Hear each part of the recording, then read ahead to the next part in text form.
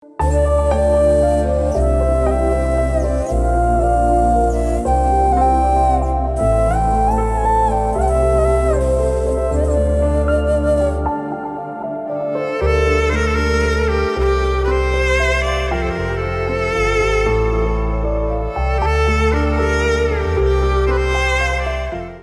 ఇంత స్వస్థత దేవుడు మనకు అనుగ్రహించినప్పుడు అవును మరలా మరి వేటి వాటి గురించి మనం వేరే మాటలను నమ్మి అండ్ ఈ రోజునండి దేవుణ్ణి అంబడించే వారికంటే ఈరోజు సిద్ధాంతాలు ఏయో పెట్టుకుని మీరు తండ్రా కుమారుడా పరిశుద్ధాత్ముడా ఎవరిని అంగీకరిస్తున్నారో దేవుణ్ణా యేసు ప్రభునా లేకపోతే యెహోవా దేవుడు అండి ఏయో వీళ్ళ కన్ఫ్యూజ్ అయిపోయి అనేక మందిని కన్ఫ్యూజ్ చేస్తూ అనేక గందరగోళాలు సృష్టిస్తూ అంటే మనుషులు సరి అయిన రీతిగా ఎదగకుండా కొంతమంది ఆటంకంగా బయలుదేరారు. ప్రియమైన ముగించేస్తున్నా, ముగింపు మాటల్లోకి వచ్చేసాను. నేను మీకేం చెప్తున్నానంటే ఆరోగ్య విషయంలో అశ్రద్ధ వద్దు, ఆరోగ్య విషయంలో అశ్రద్ధ వద్దు. దేవుని బిడ్డలారా, అశ్రద్ధ చూపకండి ఆరోగ్య విషయంలో. మీకు మీ శరీరం ఇండికేషన్ ఇచ్చినప్పుడు, మీకు సూచన తెలిసినప్పుడు వెంటనే మీరు తప్పకుండా దానికి సంబంధించిన మందులను, దానికి సంబంధించిన వైద్యాన్ని కూడా తీసుకోమని ప్రభు పేట మీకు తెలియపరుస్తున్నాను. దేవుని బిడ్డలారా, ఇక్కడ ఇంకొక మాట చెప్పి నేను ముగిస్తాను. ఏమిటంటే దేవుని బిడ్డలారా, ఆరోగ్యం గురించి మనం ఆలోచించినప్పుడు అశ్రద్ధ కలిగిన వారుగా ఆరోగ్య విషయంలో మనం ఉంటున్నప్పుడు కొంతమంది ఏమండి దైవిక విషయంలో కూడా మనం చూస్తాం, ఆరోగ్యాన్ని నిర్లక్ష్యత చేస్తూ ఉంటారు ఆధ్యాత్మికమైన వారి జీవితాల్లో కూడా. నేను అంటాను, ఆధ్యాత్మికమైన జీవితంలో నువ్వు ఎదగాలి, అదే సమయంలో నువ్వు ఆరోగ్యవంతుడిగా ఉండట కొరకు నీ ప్రయత్నం చేయాలి. Is balanced. అదే అవండి, బ్యాలెన్స్డ్ మనం కోల్పోకూడదు. దేవుని బిడ్డలారా, దేవుడు వాక్యం ద్వారా మీతో మాట్లాడుతున్నా నమ్ముతున్నాను. అమ్మ, నీ బలహీనత విషయంలో నువ్వు జాగ్రత్త పడు, నీకున్న రోగం విషయంలో నువ్వు జాగ్రత్త పడు, నీకున్న అనారోగ్య విషయంలో ముందు చూపు కలిగి బ్రతుకు. అంటే అశ్రద్ధ పనికి రాదు, ముందు చూపు కలిగి బ్రతుకు. దేవుని బిడ్డలారా, ఈ వాక్యం వింటున్న ప్రియ సోదరుడా సోదరి, నువ్వు ఆరోగ్యంగా ఉండాలని దేవుడు ఆకాంక్షిస్తున్నాడు గనకే ఈ వాక్యం ద్వారా నీతో మాట్లాడుతూ ఉన్నాడు. మనం చదివాం కదా, చూడండి సామెతల గ్రంథంలో చక్కగా మనం చదువుకున్న మాట ఒకసారి గుర్తు చేసి నేను ముగిస్తాను. చూడండి సామెతల గ్రంథం 3వ అధ్యాయము అది రాయబడి ఉంటుంది. నాకు ఎంతో ఇష్టమైన మాటలు ఇవన్నీ. చూడండి, అటు రాయబడి ఉంటుంది, నా కుమారుడు నా ఉపదేశమును మరువకుము. అంటే ఈ మాటలు కూడా దేవుడే నీకు తెలియపరుస్తున్నాడు, నమ్ము. చూడండి, ఎప్పుడైతే ఈ మాటలను నమ్ముతావో నా ఆజ్ఞలు హృదయపూర్వకంగా గైకొనుము. ఆయన చెప్పిన మాటలకు నువ్వు విధేయుడు అమ్మని దేవుడు చెప్తున్నాడు. అప్పుడు దీర్ఘాయువు కలుగుతుంది నీకు, సుఖ జీవముతో గడుచు సంవత్సరములు శాంతి నీకు కలుగును.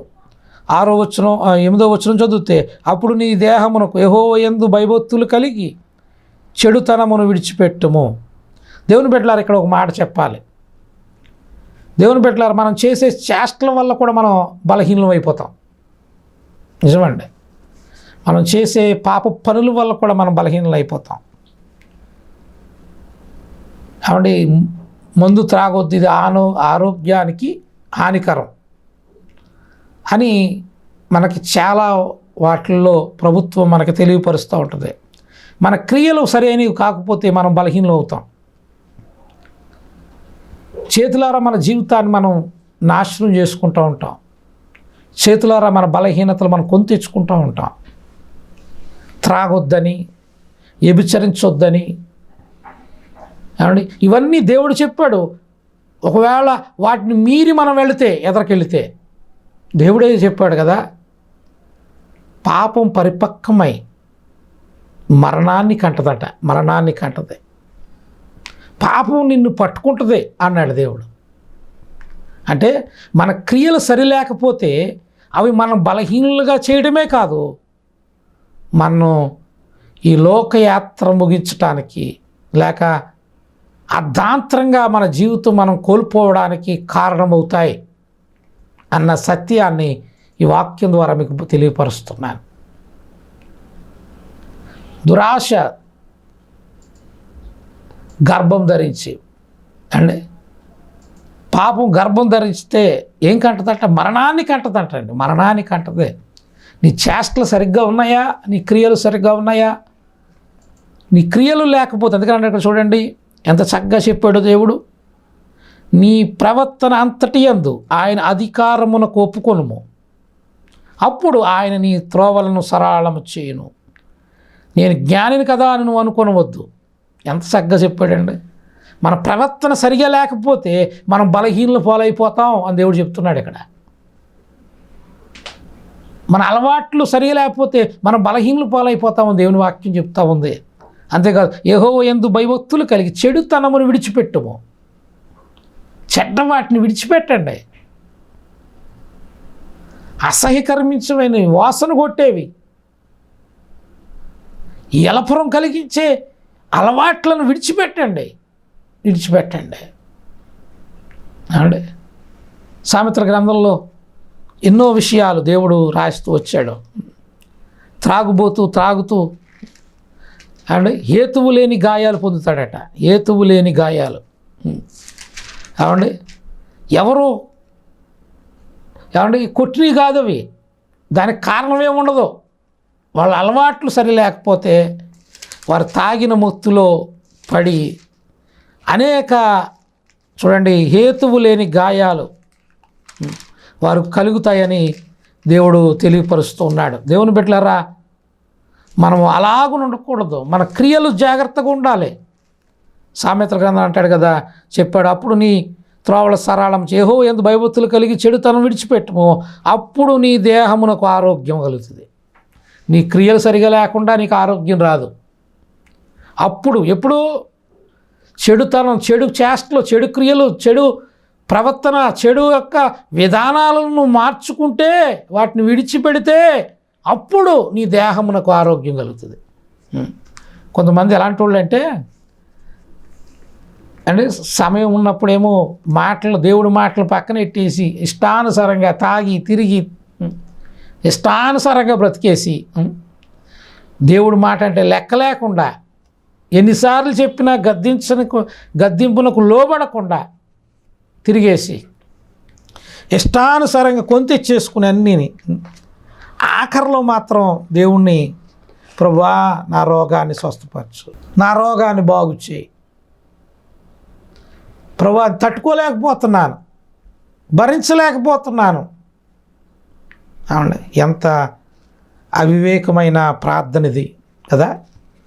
దేవుడిచ్చిన అవకాశాన్ని అంతటినీ చేజేతులా తెలుసుండి నీ జీవితాన్ని నాశనం చేసేసుకుని చివరిలో దేవుణ్ణి వేడితే దేవుడు అంటాడు, సామెతల గ్రంథంలోనే అదే మాట రాస్తాడు. చదువుదామా 1వ అధ్యాయము సామెతల గ్రంథం అవునండి 25వ వచనం, 1వ అధ్యాయం 25వ వచనం చూడండి. 23 నుంచి చదువుదాం. నా గద్దింపు విని తిరుగుడి. నేను చెప్పినప్పుడు తిరగండి, మార్చుకోవండి, మీ జీవితాలు మార్చుకోమని దేవుడు చెప్తున్నాడు. ఆలకించుడి, నా ఆత్మ మీ మీద కుమ్మరించెదను, నా ఉపదేశం మీకు తెలిపెదను. అంటే దేవుడు చెప్తున్నాడట, బాబు ఇలా బ్రతకూడదురా బాబు, నీతిగా సరైన మార్గాన్ని వెళ్ళు అని ఉపదేశాన్ని మనకు బోధిస్తున్నాడు. నేను పిలువగా మీరు వినకపోతిరి. ఏంటండి, ఈరోజు త్రాగుబోతులకు అండి, వ్యసనగ్రాండ్రులకు, జోదగాళ్లకు, వ్యభిచారులకు దేవుడు చెప్తున్నాడు, మార్చుకో నీ జీవితాన్ని. అని చెప్పినప్పుడు కూడా కొంతమంది అంట, నేను పిలువగా మీరు వినకపోతిరి. మేము పిలిచాను, మీరు వినట్లేదు నా మాట. మార్చుకోమని చెప్తున్నాను, మార్చుకోవట్లేదు నా మాట. వినకపోయిరి. నా చెయ్యి చాపగా ఎవ్వరూ లక్ష్య పెట్టకపోయిరి. ఆయన చెయ్యి చాపాడట, అయ్యా మార్చుకొని నా మాటిని అని బ్రతిమలాడుతున్నాడు మన చెయ్యి చాప ఆయన. కానీ మనం ఏం చేయలేదట, నా చెయ్యి చాపగా ఎవ్వడనూ లక్ష్య పెట్టకపోయిరి. నేను చెప్పిన బోధ ఏమీ మీరు వెనక త్రోసివేసిరి. ఎంతమంది దైవజనులు, గొప్ప గొప్ప ఆత్మపూర్ణులు ఎంత సత్యాలను బోధిస్తున్నారు. ఎన్ని విషయాల్లో మిమ్మల్ని సరిదిద్దటానికి వాళ్ళు ఆత్మ ప్రేరేపితులై పురుగొల్పబడి మీకు బోధిస్తున్నారు. అయినను కొంతమంది అట చూడండి, రాయబడి ఉంది కదా, నేను చెప్పిన బోధ ఏమీ మీరు వెనక త్రోసివేశారు. చెప్పావులేవయ్యా, త్రోసివేశారంట. నా గద్దింపునకు లోబడకపోతిరి. కాబట్టి ఇక్కడ ఈ మాట మర్చిపోకూడదండి. కాబట్టి మీకు అపాయము కలిగినప్పుడు నేను నవ్వెదను అన్నాడు దేవుడు. ఏమన్నాడండి? మీకు అపాయం కలిగినప్పుడు నేనేం చేస్తాను? నవ్వుతాను అంటున్నాడు. ఎందుకంటే దేవుడు చెప్పాడు, సరిదిద్దుకోమన్నాడు, బాగు చేసుకోమన్నాడు, మార్చుకోమన్నాడు, ఇవన్నీ చెప్పాడు. నువ్వు మార్చుకోకుండా నీ జీవితాన్ని ముందుకు సాగిస్తే ఒకరోజు అంటున్నాడు చూడండి, కాబట్టి మీకు అపాయం కలిగినప్పుడు నేను నవ్వెదను. అప్పుడు నవ్వుతాడు. ఎందుకంటే ఎన్నిసార్లు చెప్పానయ్యా నీకు, ఒక మాట కూడా నీ హృదయంలో పెట్టుకోలేదు. ఇప్పుడు బాధ కలిగినప్పుడు మాత్రం దేవుణ్ణి అడుగుతున్నావు. నీకు అపాయం కలిగినప్పుడు నేను నవ్వెదను, నీకు భయం వచ్చినప్పుడు నేను అపహాస్యము చేసేదను. ఏమన్నాడండి? అప్పుడు భయం అమ్మో డాక్టర్లు చెప్తారు ఇంక మా చేతిలో లేదండి అంటారు. అప్పుడు భయం కలుగుతుంది నీకు. అప్పుడు చూడండి, ప్రాణం గుప్పిట్లో పెట్టుకుని భయపడుతూ అడుగుతా. అప్పుడు కానీ దేవుడు అంటాడు, నేను అపహాస్యం చేసేదను అంటున్నాడు. అప్పుడు చూడండి, భయం మీ మీదకి తుఫాను వలె వచ్చినప్పుడు, సుడిగాలి వచ్చినట్లు మీకు అపాయం కలిగినప్పుడు, మీకు కష్టము దుఃఖము ప్రాప్తించినప్పుడు నేను అపహాస్యము చేసేదను. ఏంటండి? అప్పుడు నేను ఏం చేస్తాను అన్నాడు? దుఃఖం వస్తుంది, అప్పుడు ఏడుపు వస్తుంది, కన్నీరు వస్తాయి, బాధలు వస్తాయి. నేను అప్పుడు అపహాస్యము చేసేదను. అప్పుడు వారు నన్ను గూర్చి మొర్రపెట్టుదురు కానీ నేను ప్రత్యుత్తరం ఇయ్యకుందును. నన్ను శ్రద్ధగా వెతుకుదురు కానీ వారికి నేను కనబడకుందును అన్నాడు. అప్పుడు ఎప్పుడు? అప్పుడు నన్ను గూర్చి మొర్రపెట్టుదు. అప్పుడు అంతా చేజారిపోయిన తర్వాత అండ్ మన పరిధి దాటేసిన తర్వాత అప్పుడు నా వారు నన్ను గూర్చి మొర్రపెట్టుదురు కానీ నేను ప్రత్యుత్తరం ఇయ్యకుందును. వాళ్ళ జవాబు రాదు, వారికి విడుదల రాదు, స్వస్థత రాదు. చూడండి, నన్ను అప్పుడు శ్రద్ధగా ఎప్పుడు ఎదుగుతారంట? అన్నీ పోయిన తర్వాత గుండ్లు తినేసి అండి చేతుల మన జీవితం వైఖరిని మార్చుకోకుండా ఇష్టానుసారంగా బ్రతికేసి అన్నీ కోల్పోయి నష్టంలో వ్యాధిలో కూరుకుపోయినప్పుడు అప్పుడు అంట నన్ను శ్రద్ధగా వెతుకుదురు. ఎప్పుడు శ్రద్ధతే? అప్పుడు వస్తుందంటండి శ్రద్ధ. అప్పుడు శ్రద్ధగా వెతుకుదురు కానీ వారికి నేను కనబడకుందును. దేవుని బిడ్డలే, ముగించేశాను ఈ మాటలో. నీ ఆరోగ్యం బాగా ఉండాలంటే నీ క్రియలు బాగుండాలి. నువ్వు చేసే పని విధానం, నీ జీవిత విధానం బాగుండాలని దేవుడు చెప్తున్నాడు. అలా ఉంటే అంట నీ జీవిత విధానం నువ్వు క్రమపరచబడిన వాడిగా నువ్వు బ్రతికితే తప్పకుండా దేవుడు నీకు ఆరోగ్యం ఇస్తాడు. ప్రభువు నందు ప్రియమైన దేవుని బిడ్డలారా, చూస్తున్నాం కదా, మనం సరిగా ఉంటే అండ్ క్రియలు లేకపోతే, సరైన క్రియలు లేకపోతే, ఇష్టానుసారంగా ఉంటే మనం బలహీనలు పాలైపోతాం. దేవుని బిడ్డలారా, ఏ ఒక్కరూనండి దేవుడు బలహీనులుగా ఉంచడం ఆయన ఉద్దేశం కాదు. నువ్వు వ్యాధులతో లేవలేని పరిస్థితిలో మంచం మీద పడి బ్రతకలేని పరిస్థితిలో ఉండడం దేవుడి చిత్తం కాదు, దేవుని ఉద్దేశం కాదు. కానీ కొంతమంది చేతుల వారి జీవితాలను నాశనం చేసుకుంటూ ఉన్నారు. క్షణికమైన సుఖానికి, క్షణికమైన వాటి కొరకు ఆశపడి అండ్ అక్షయమైన అండ్ విలువైన ఆరోగ్యాన్ని పోగొట్టుకుంటున్నారు. ప్రియమైన దేవుని బిడ్డలారా, ఈ మాట వింటున్నప్పుడు అండ్ ఈ క్షణికమైన సుఖాలకు అలవాటు పడిపోయి ఈ క్రియలు, వ్యభిచార కామ సంబంధమైన క్రియలకు లోబడిపోయి రోగాలు తెచ్చుకుని భ్రష్టులైపోతూ అందులోనే వారు జీవితాన్ని ముగించుకుంటున్న వారు లేరా నేటి కాలంలో దేవుని బిడ్డలారా, ఎయిడ్స్ అనే ఒక వ్యాధి ప్రపంచాన్ని అలుముకుంది. ఆ వ్యాధి వ్యాప్తి చెందడానికి కారణం ఏదంటారు శరీర సంబంధమైన సంబంధాలు. ఈ రోజున వార్తల్లోనండి చాలా భయంకరమైన వార్తలు వింటున్నాం మనం. ఒకరితో వివాహం చేస్తూ దేవుడు మనకి ఒక పరిధిని ఇచ్చాడు, ఒక పరిధిని పెట్టాడు దేవుడు. ఆ పరిధిని దాటి ఈరోజు విచ్చలవిడిగా మనుషులు జీవించడానికి ఇష్టపడుతున్నారు. వేటి కొరకు పరుగులు పెట్టి జీవితాలని ముగింపులోకి తీసుకొచ్చేస్తున్నారు. దేవుని బిడ్డలారా, నిజం ఈరోజు వార్తలు చూసినప్పుడు చాలా బాధకరమైన మాటలు వింటున్నామండి వార్తల్లో. భర్తను తీసుకువెళ్ళి ఒక పర్వతం పైకి తీసుకెళ్ళి, ఒక శిఖరం పైకి తీసుకెళ్ళి అక్కడి నుంచి గెంటేసిందంట ఒక తల్లి భర్తనే. కారణం ఏంటి వివాహేతరమైన సంబంధాలు. ఈరోజు రోగాల కారణాలు ఏంటి? ఇవి కూడానండి వివాహేతరికమైన సంబంధాలు పెట్టుకుని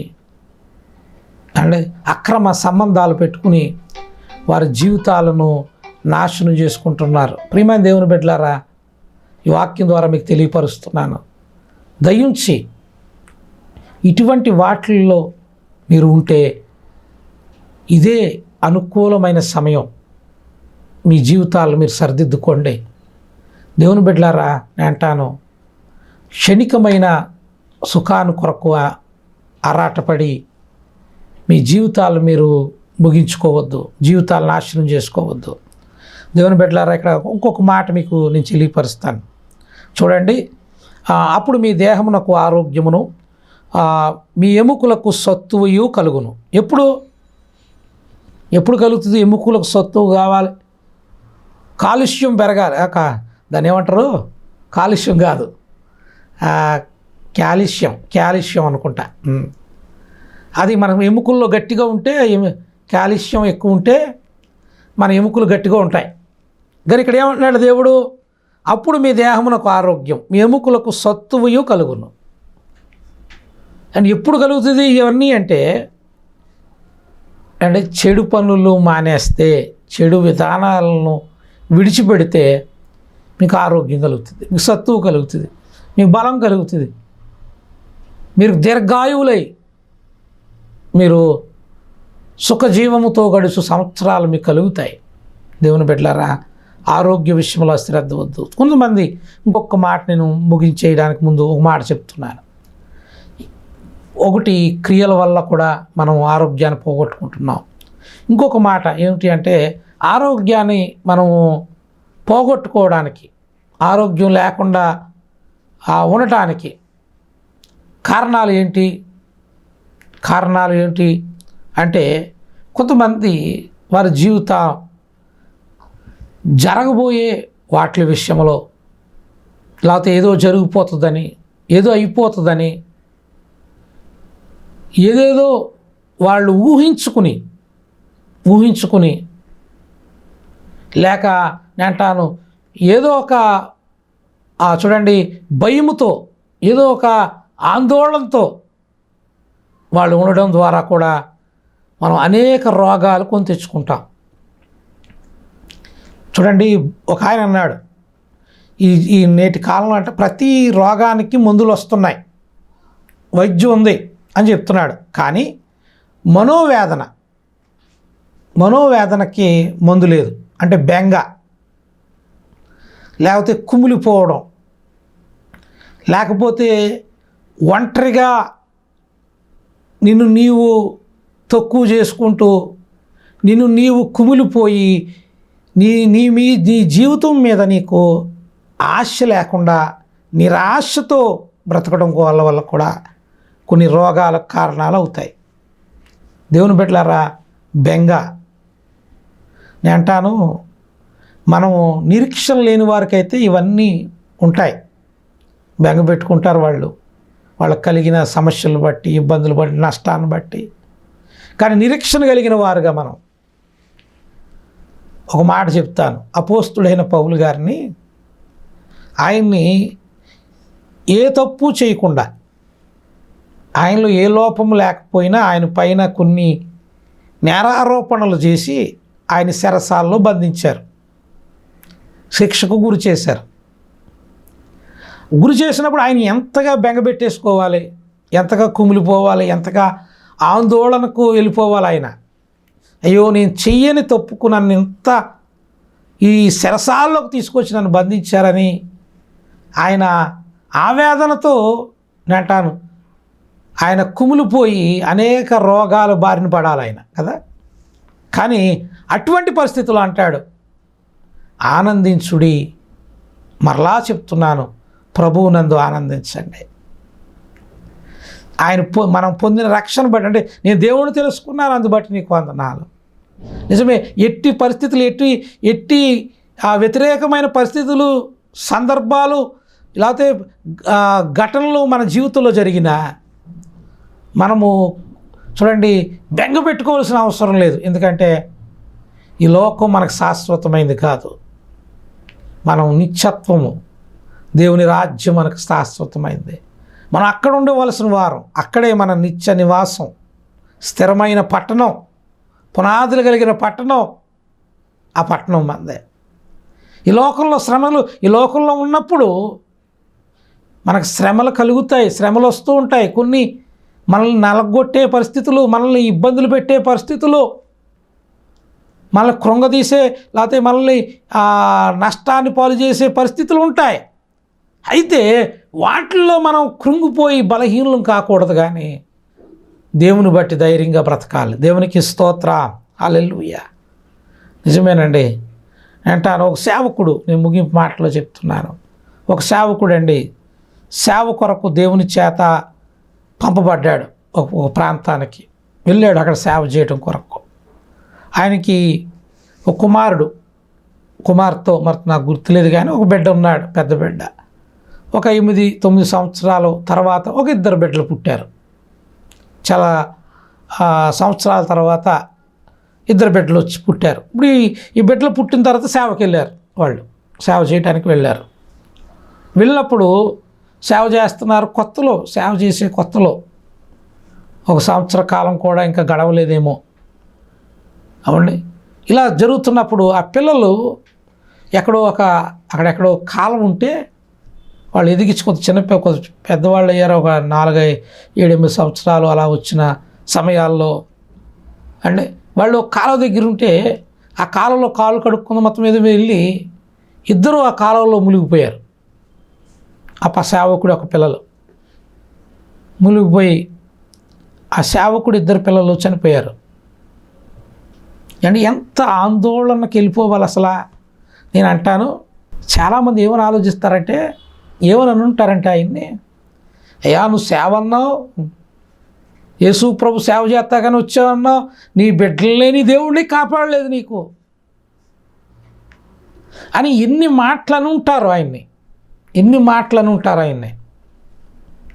ఎంతగా ఆయన్ని చూడండి, ఆయన్ని ఇబ్బంది పెట్టడానికి, లేకపోతే ఆయన ఇంకనో కృంగ తీయడానికి ఎన్నెన్నో మాటలు ఆయన జీవితంలో ఎదురై ఉంటాయి కదా. కానీ వారి బిడ్డల పట్ల నిజమే, బిడ్డలు లేని లోటు ఎవరో తీర్చలేంది అది. అంత దుఃఖంలో ఆయన అలాగునే అండ్ ఒక బలహీనుడైపు సేవను విడిచిపెట్టేసి, లేకపోతే ఇంకా సాల్లే దేవుడు చేసింది ఇలా చేశాడు దేవుడు నమ్ముకుంటే, ఆ దేవుడిని విడిచిపెట్టేసి ఆయన లోకంలోకి వెళ్ళలేదు.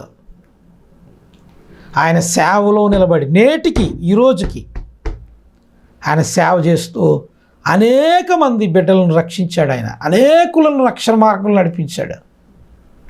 ఆయన్ని అడిగితే, ఎవరైనా అడిగితే, ఇప్పుడు వెళ్ళి అడిగితే అయ్యా దేవుడు నీ బిడ్డలిద్దరిని తీసుకుపోయాడు కదా, నీ బిడ్డలు లేకుండా చేశాడు కదా నీకు అని అంటే ఆయన అంటాడు, నాకు ఆ ఇద్దరు బిడ్డలు పోయినా నాకు బోళ్ళు మంది బిడ్డలను నాకు ఇచ్చాడు, ఆత్మీయమైన బిడ్డలను నాకు ఇచ్చాడు.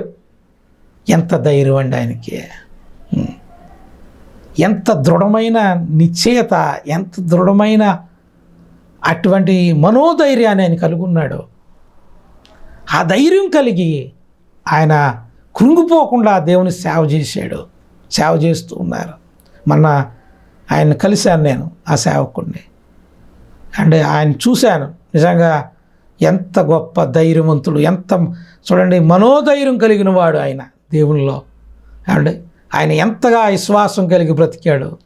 దేవుని బిడ్డల నిజమంటాను నేను, దేనికి కృంగిపోయి బలహీనురాలు కావద్దు, రోగాలు కొని తెచ్చుకోవద్దు, దేని కొరకు బెంగపెట్టుకోవద్దు. దేవునికి అప్పగించి ఆయన చేయు కార్యం కొరకు ఎదురు చూడు.